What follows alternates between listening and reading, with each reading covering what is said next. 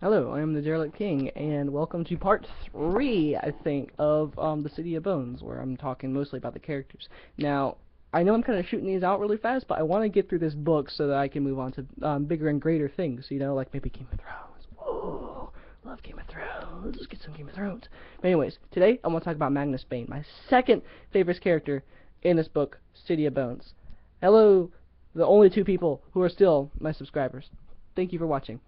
And here we go. Magnus Bane is a warlock he's kind of the head honcho of East Brooklyn right now. He's a really big gossiper. He knows everything that goes on, and he seems to show up when he's needed and no one asked for him. Like, not that no one wanted him there, people needed him there, and he just knew that they needed him there, so he was there. And the first time you meet him was when they go to his house where they have a party there. He has a party for his cat that ran away. Yeah. I mean, whatever. This is for his cat's birthday party or something like that.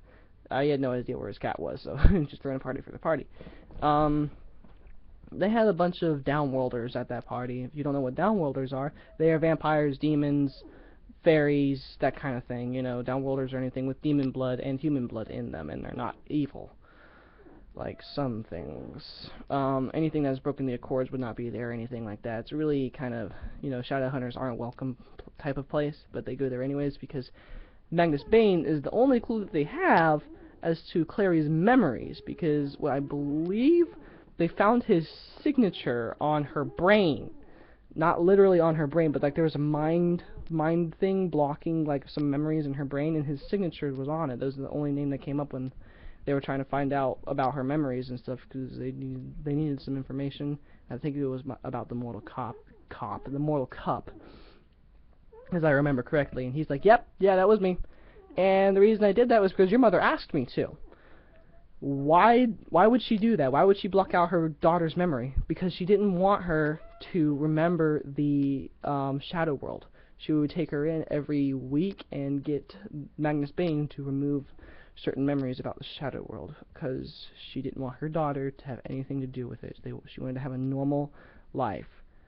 But as soon as Jocelyn disappeared, those memories started coming back. Great job.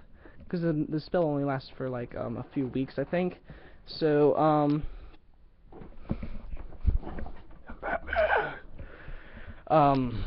it only lasts for a few weeks, so she had to continually bring her there. It was a very powerful spell that couldn't have been disenchanted. She had to just wait for it to wear off, pretty much. But this warlock, like most warlocks, have some kind of deformation about them. Some are luckier than others, like Magnus Bane. He was blessed with the only deformation being cat eyes. That was it. It's the only thing wrong with him. That's all. I believe that's all he had. But some warlocks can have like webbed hands or wings or other undesirable deformations. Yeah. But there's not really too much to talk about Magnus Bane, because like he's been pretty much in mystery right now. There really isn't too much to talk about him. So he's one of my favorite characters because he's really cool, he's really smart, and he's a really awesome character. As soon as you read the book, you're gonna fall in love with him. But since I am actually done with him at like, what is this, like the 3-minute mark? Okay, let's get some other characters out the way, shall we? I was expecting this to be longer. Let's talk about Alec and Issabelle. Yeah, let's talk about them. They're pretty cool.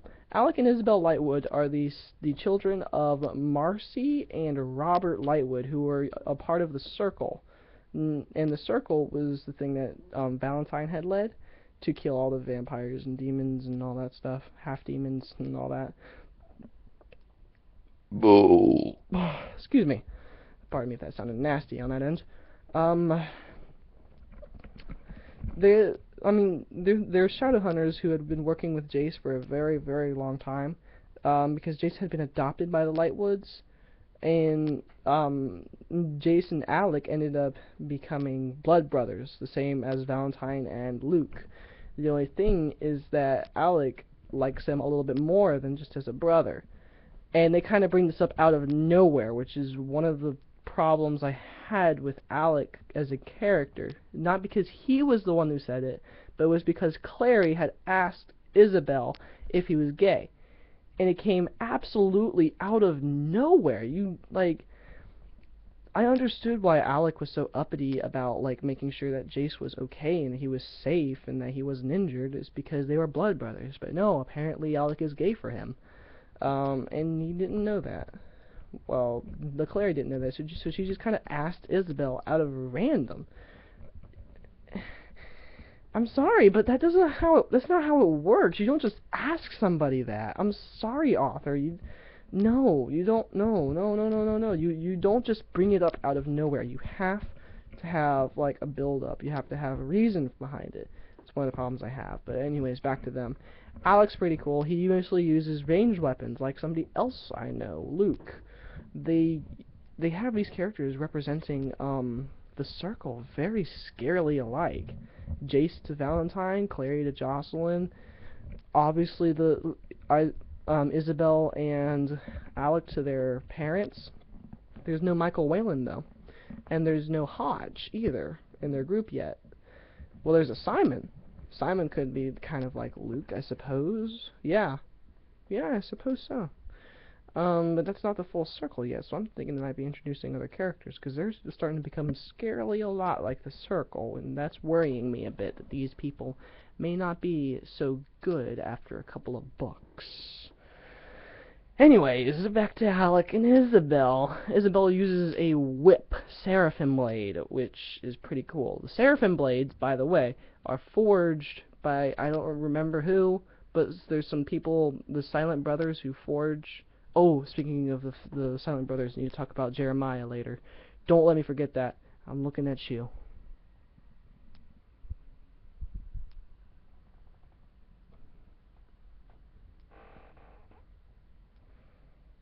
Anyways, they make these weapons and they use them. They're like these Seraphim blades. They're like normal hilts, and then suddenly they're like lightsabers, except it's blades that come out instead of laser. I know, not really cool. I'd rather be lightsabers. But anyways, they're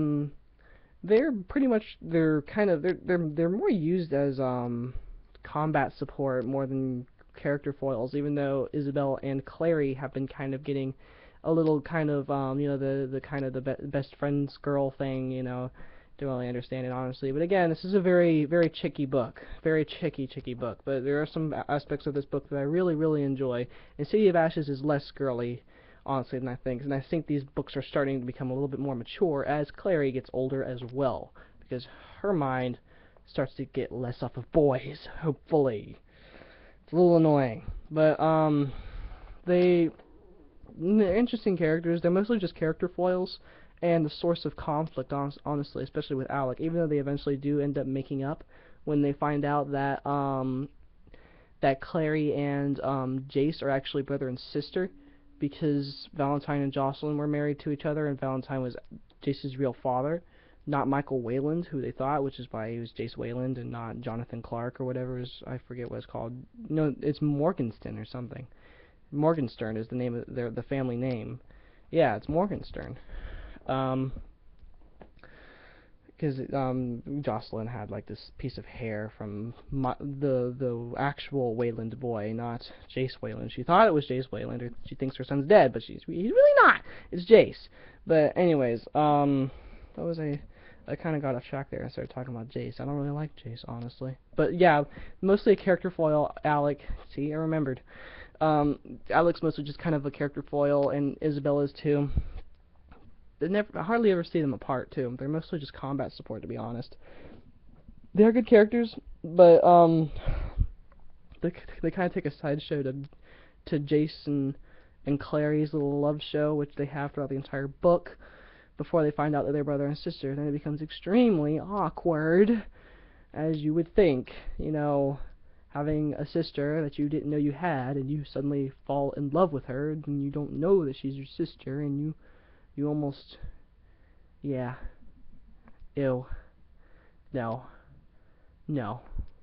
and to those of you who are saying that was, I can't, but you know what I'm talking about, though. My friend spoiled it for me, the whole thing about, the fake out and all that. I know about that. Don't put it in the comments, please. Don't put it in the comments. I'm looking at you, Caitlin. I'm looking at you. Don't put it in the comments. Anyways, I covered Magnus, Bane, Alec, and Issabelle, and Jace, pretty much, actually. That's all Jace is. They try to come him off as a badass and all that stuff. Doesn't really work for me, honestly. Don't care about him. I'd rather have Luke. Luke's more badass than he is.